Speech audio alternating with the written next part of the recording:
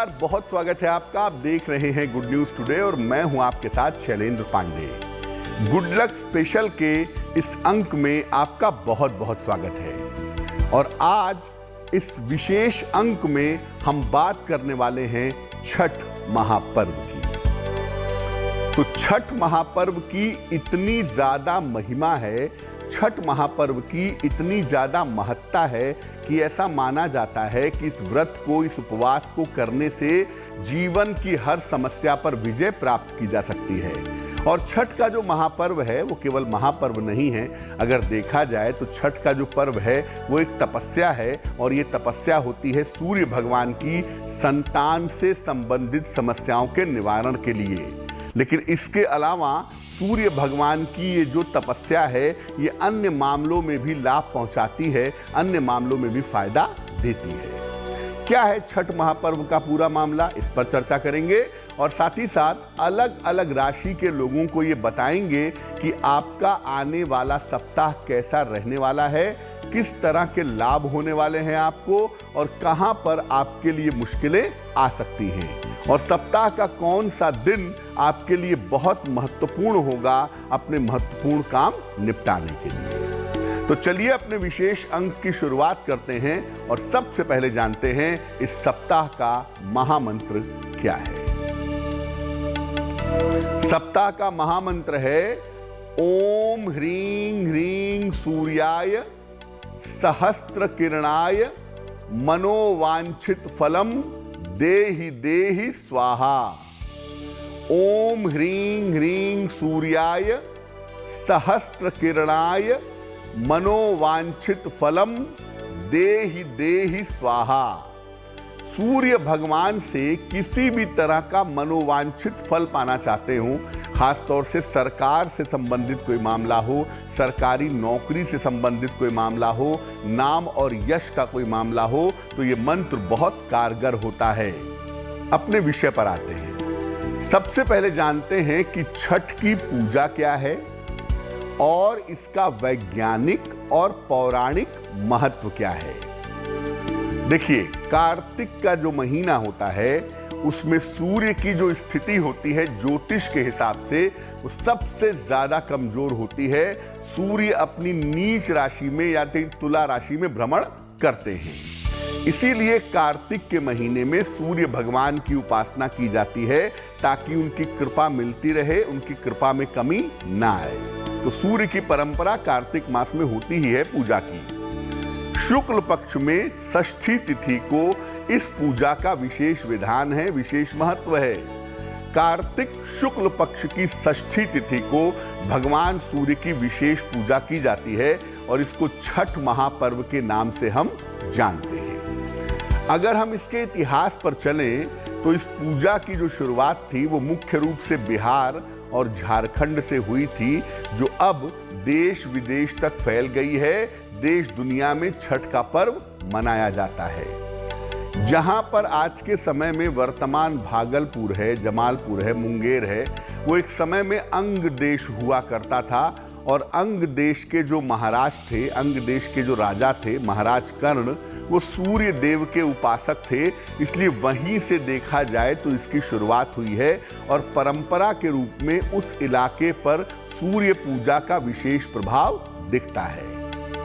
कार्तिक के महीने में, जैसा आपको पहले भी बताया, कि सूर्य सबसे ज्यादा कमजोर होते हैं, अपनी नीच राशि में होते हैं, इसीलिए सूर्य देव की विशेष उपासना की जाती है ताकि स्वास्थ्य की, मान सम्मान की, यश की कोई भी समस्या परेशान ना करे।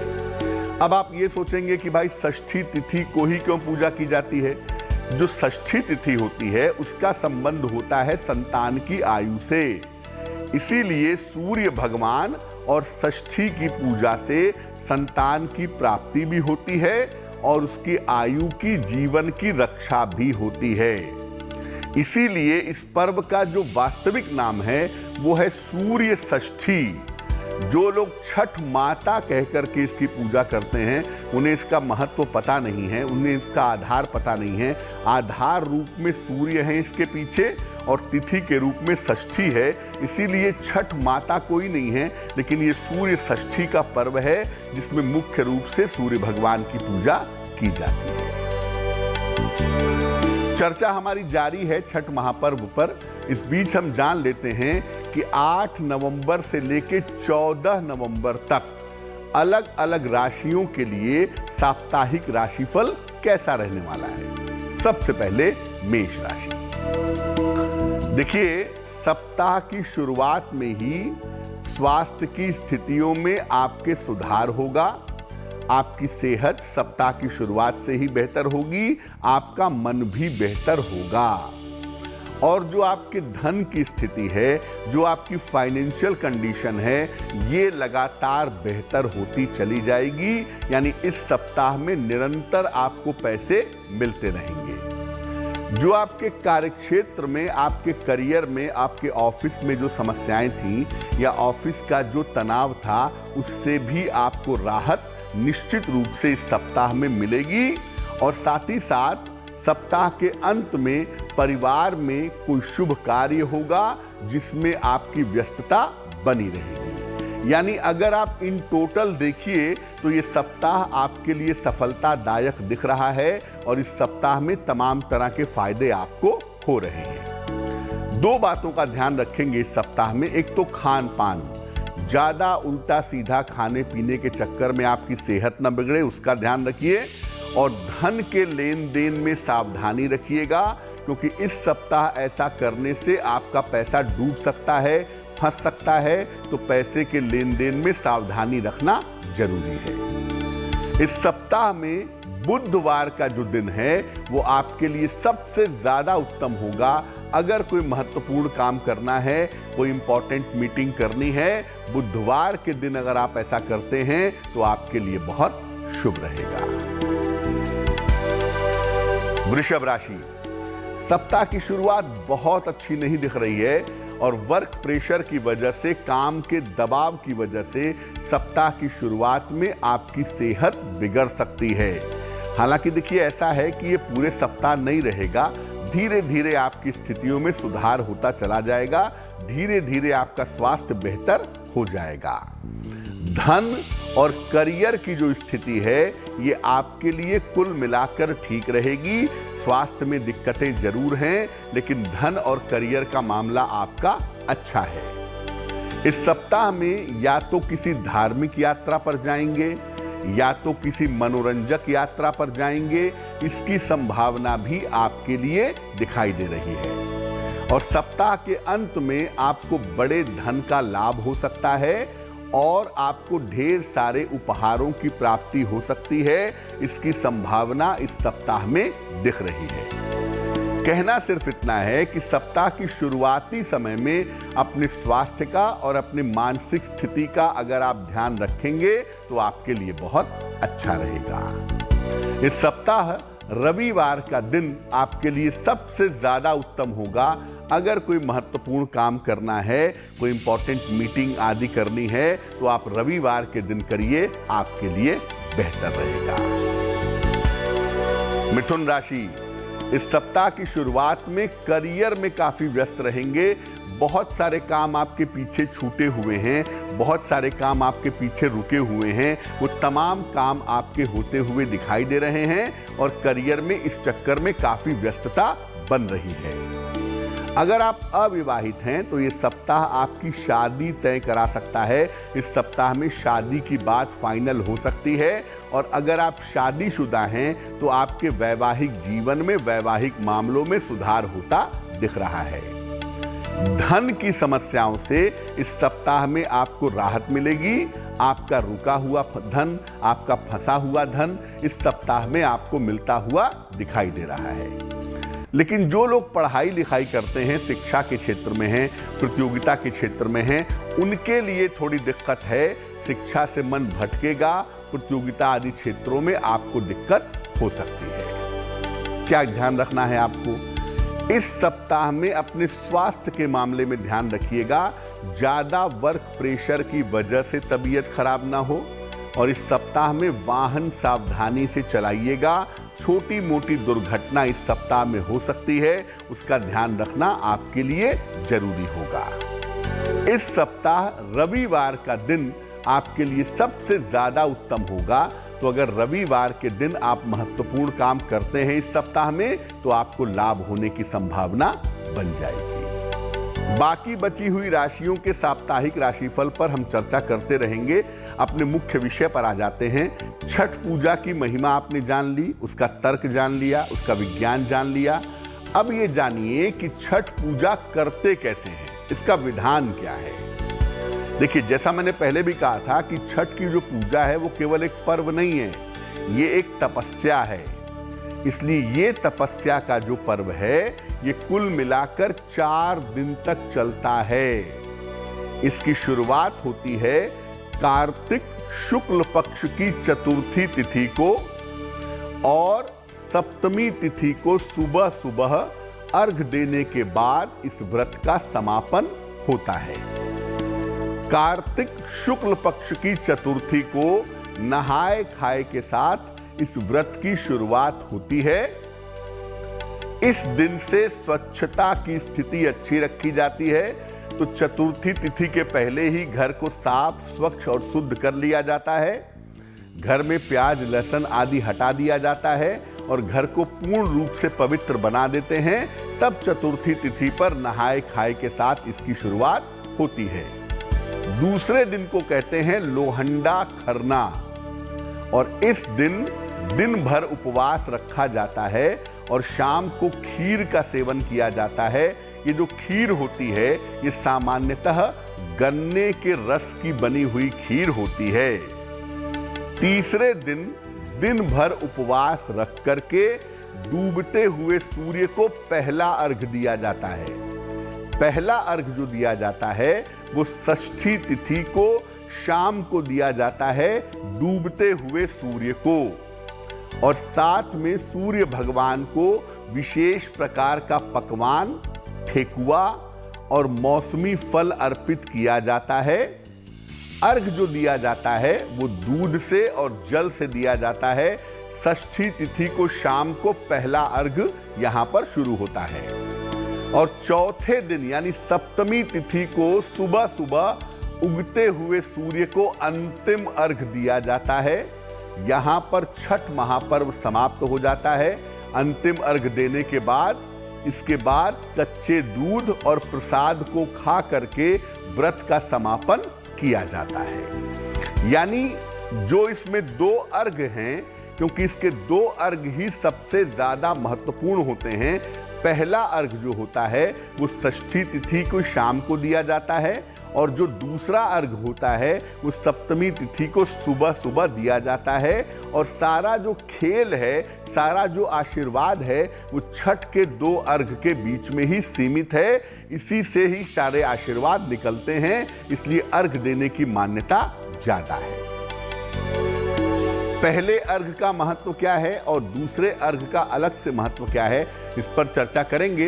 लेकिन फिलहाल वक्त हो गया है साप्ताहिक राशिफल को आगे बढ़ाने का और अब जान लेते हैं कर्क राशि का हाल कैसा रहने वाला है। कर्क राशि, सप्ताह की शुरुआत से ही व्यस्तता बहुत ज्यादा है, बहुत सारी दौड़ भाग दिखाई दे रही है।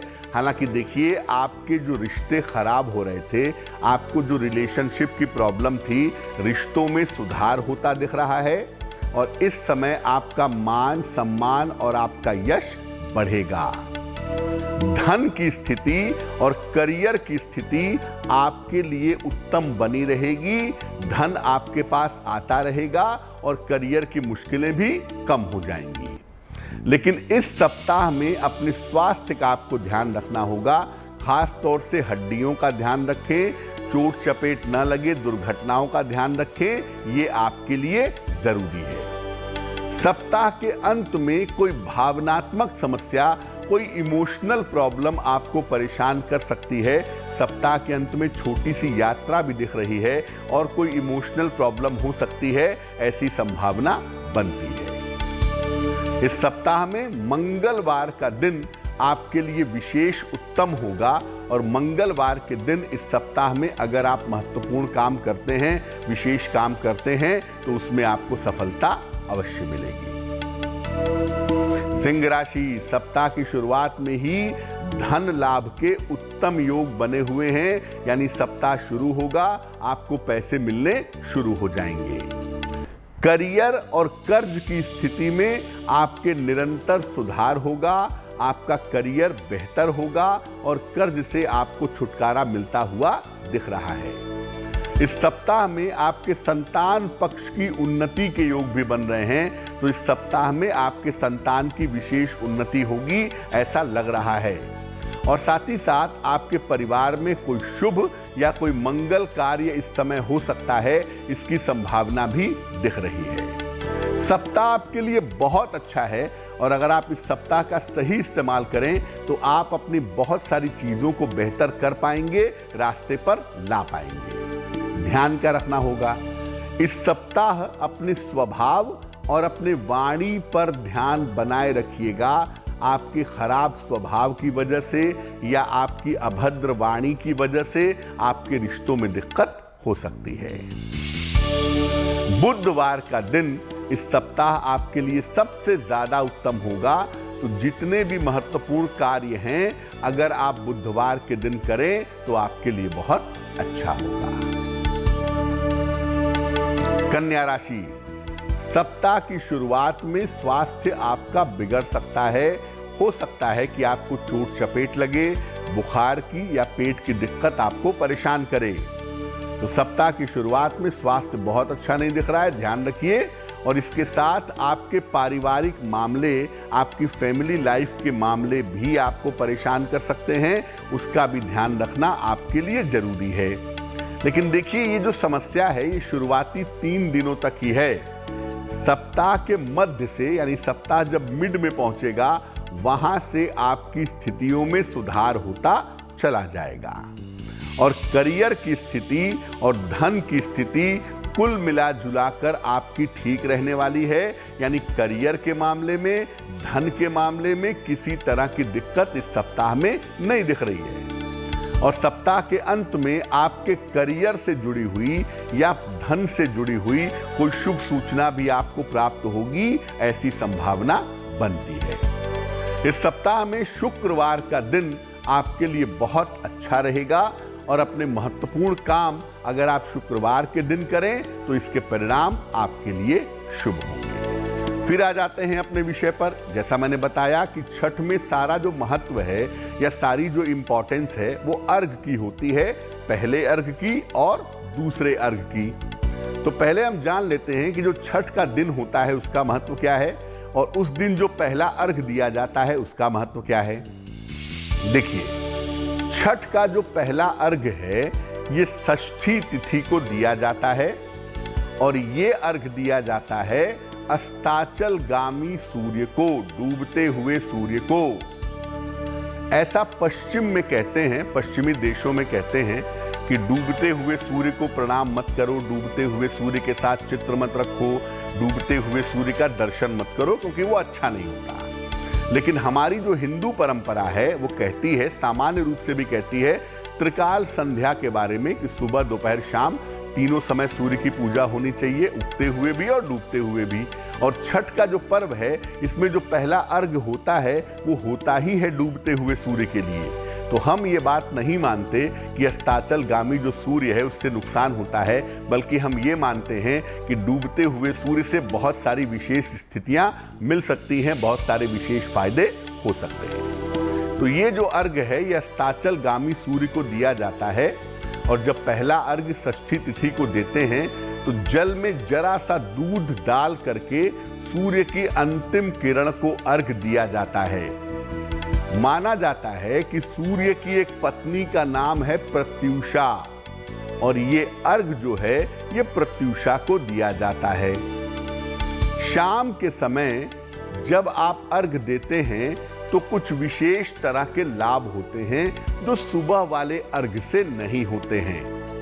शाम को अर्घ देने से नेत्र ज्योति बढ़ती है, लंबी आयु मिलती है और आर्थिक संपन्नता प्राप्त होती है। तो छठ के पर्व पर जो पहला अर्घ्य है, जो संध्या काल को दिया जाएगा, वो विद्यार्थी भी दे सकते हैं। आपने उपवास रखा हो या ना रखा हो, लेकिन आप नदी के किनारे जा करके विद्यार्थी भी अर्घ्य दे सकते हैं। इससे उनको शिक्षा में लाभ होगा, शिक्षा में फायदा जरूर होगा। और इस बार जो छठ का पहला अर्घ्य है वो 10 नवंबर को दिया जाएगा।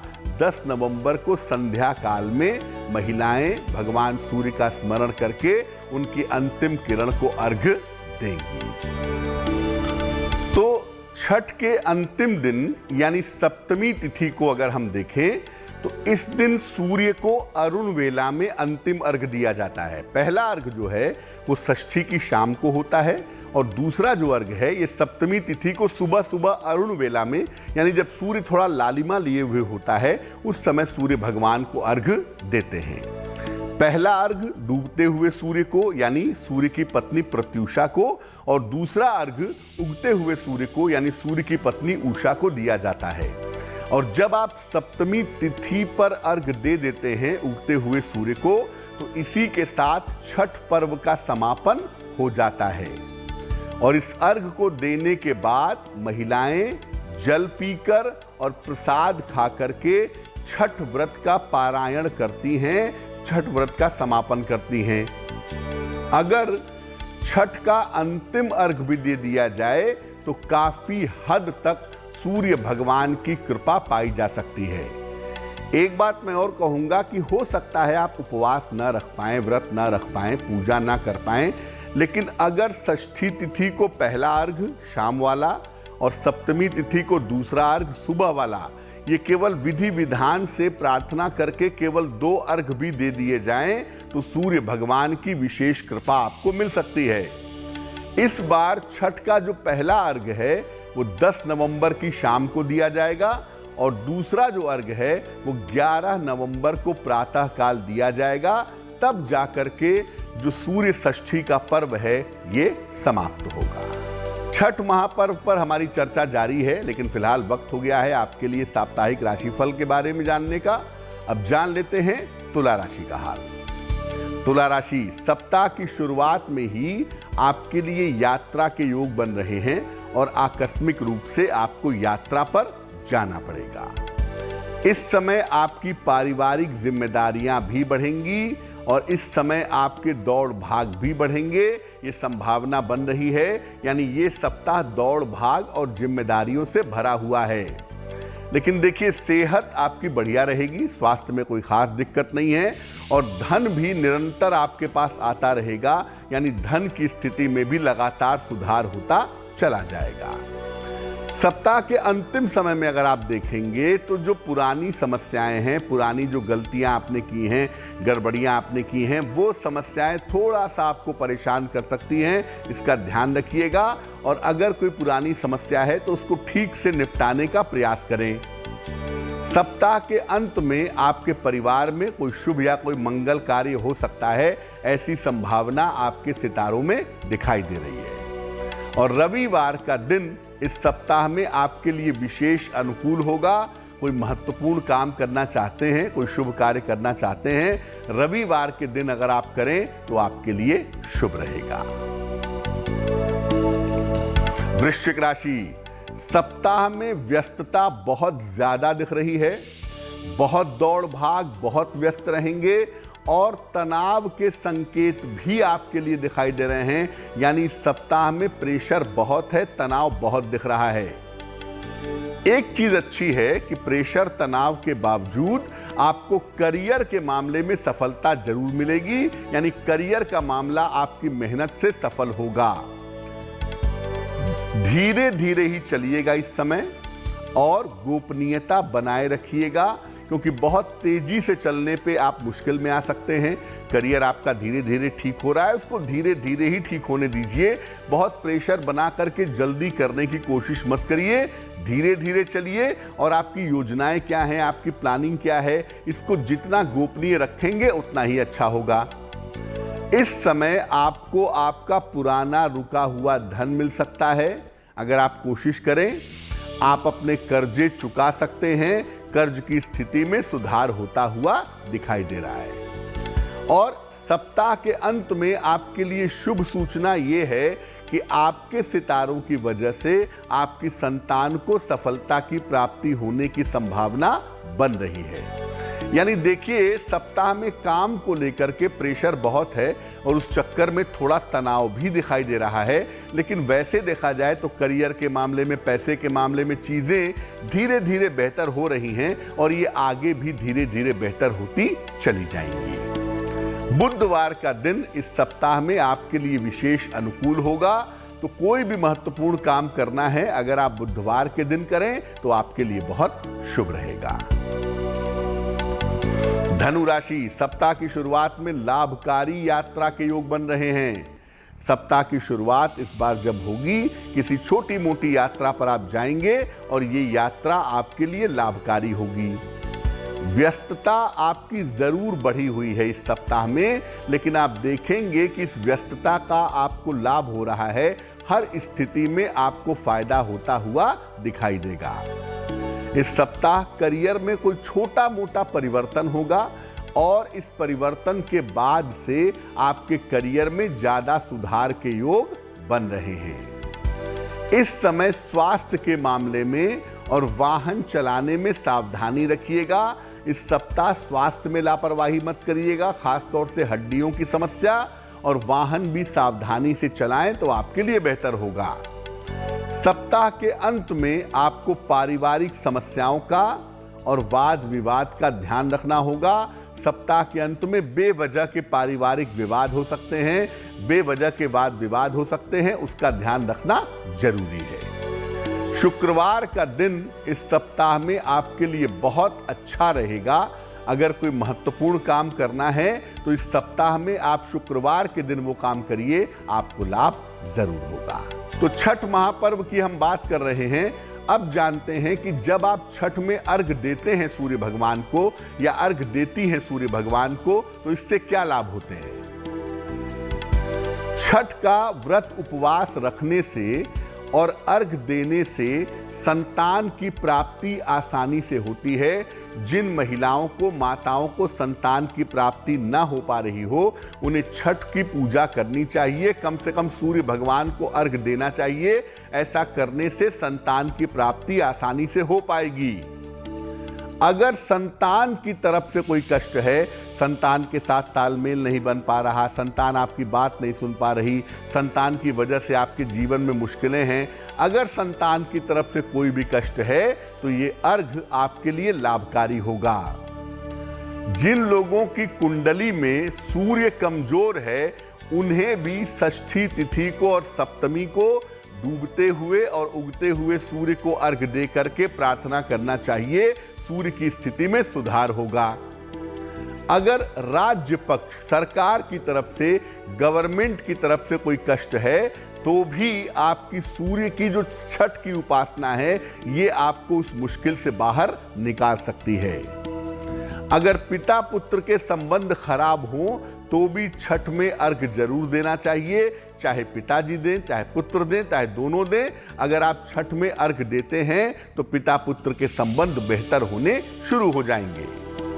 अगर आपको आंखों की समस्या है, हड्डियों की समस्या है या कुष्ठ रोग की समस्या है, ऐसी स्थिति है, तो ऐसी स्थिति में भी छठ के लिए बहुत जरूरी है कि आप अर्घ दीजिए। आप उपवास न भी रख पाइए, लेकिन कम से कम डूबते हुए सूर्य को और उगते हुए सूर्य को अर्घ दीजिए, आपको लाभ होगा।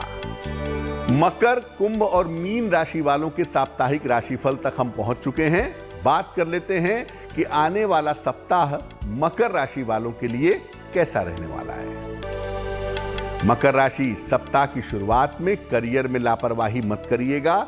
जो भी काम आपको दिया गया है, उस काम को अगर आप ठीक तरीके से निपटाएं तो आपके लिए अच्छा रहेगा।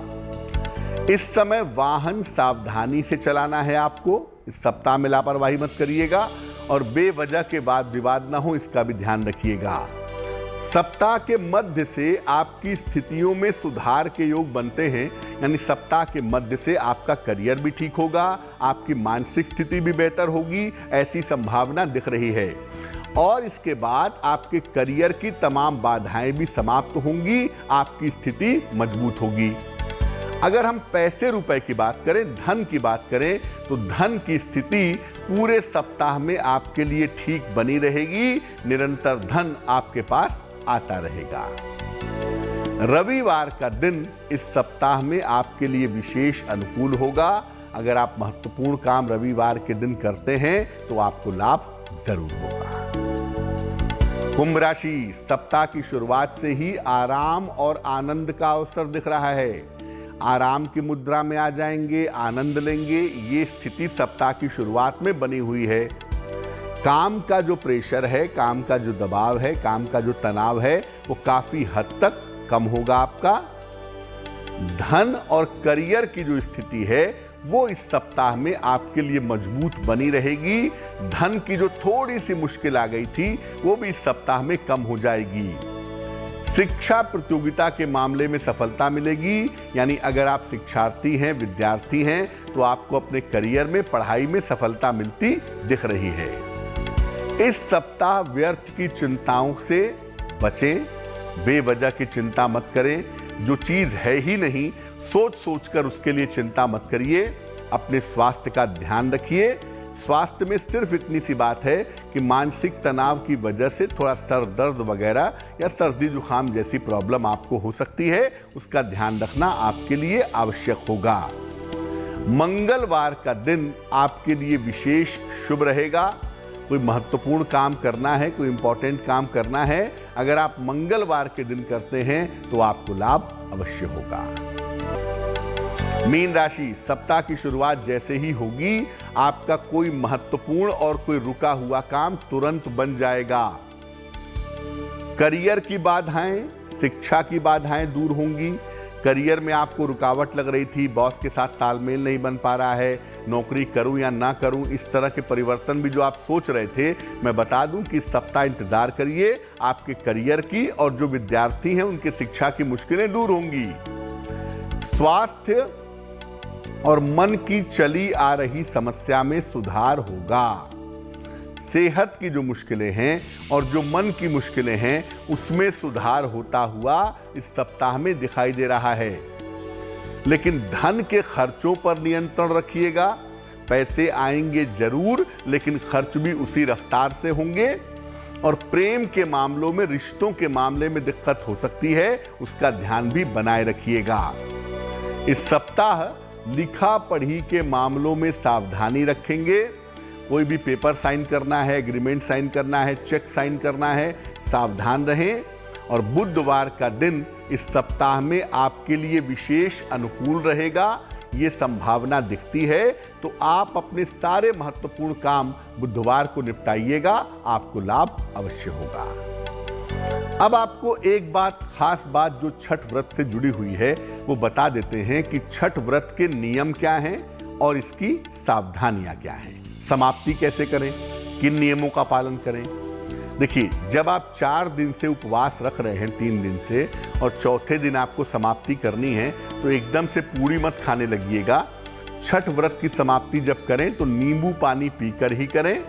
एकदम से अनाज और भारी खाना मत खाइएगा, वरना ब्लड प्रेशर शूट अप हो सकता है, आपकी सेहत बिगड़ सकती है। इसलिए नींबू पानी पी लीजिए, धीरे धीरे हल्के से भारी खाने की तरफ जाइएगा।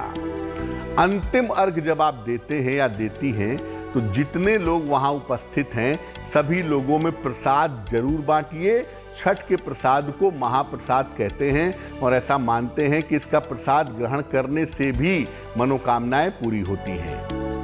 नदी के जल को गंदा मत करिएगा और साफ सफाई का ध्यान रखिएगा, क्योंकि देखिए, अगर आप नदियों के, सरोवरों के, तालाबों के जो सार्वजनिक स्थान हैं उसके जल को गंदा करते हैं तो कुंडली का जो केतु है वो बिगड़ जाता है।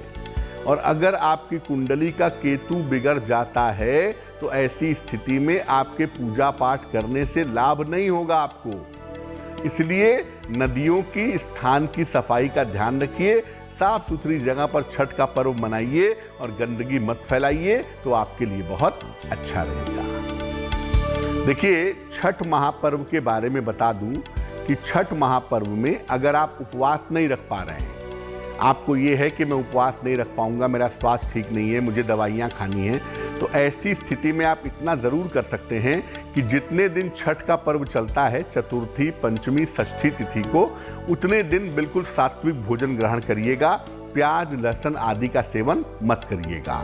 और जब षष्ठी तिथि को पहला अर्घ दिया जाएगा, जब छठ पर पहला अर्घ दिया जाएगा, जो इस बार 10 तारीख को दिया जाएगा, तो उस तिथि पर सूर्य भगवान को अर्घ दीजिएगा। अगर संभव हो तो घाट पर जाकर के दीजिए, नदी के किनारे दीजिए, नहीं तो अपने घर में ही छत पर से भी आप अर्घ दे सकते हैं। पहला और दूसरा अर्घ जरूर देना चाहिए, चाहे आप व्रत रखते हो, चाहे आप व्रत ना रखते हो। दूसरी इंपॉर्टेंट बात ये समझिए कि अगर आपके घर में कोई एक आदमी छठ की पूजा कर रहा है या छठ का पर्व मना रहा है, तो उस घर में बाकी के सारे सदस्य भी सात्विकता का पालन करेंगे।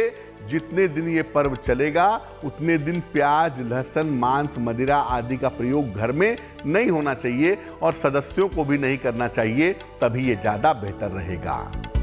छठ के पर्व के साथ एक बात और समझनी होगी आपको कि सूर्य भगवान का पर्व है, इसलिए अगर आप चाहें तो छठ व्रत से सूर्य भगवान की पूजा करना भी शुरू कर सकते हैं। 11 तारीख को अंतिम अर्घ दिया जाएगा, तो अंतिम अर्घ जब सुबह सुबह दे दिया जाएगा, उसके बाद आप दैनिक जीवन में भी रोज सूर्य भगवान को अर्घ दे सकते हैं और छठ से अगर इसकी शुरुआत करेंगे तो ये बेहद शुभ होगा। तो गुड लक स्पेशल के आज के अंक में फिलहाल के लिए बस इतना ही। आपका आने वाला सप्ताह मंगलमय हो और भगवान सूर्य की कृपा से आपकी संतान से जुड़ी हुई तमाम कामनाएं पूरी हों, इसी कामना के साथ मुझे दीजिए इजाजत और आप देखते रहिए गुड न्यूज टुडे। नमस्कार।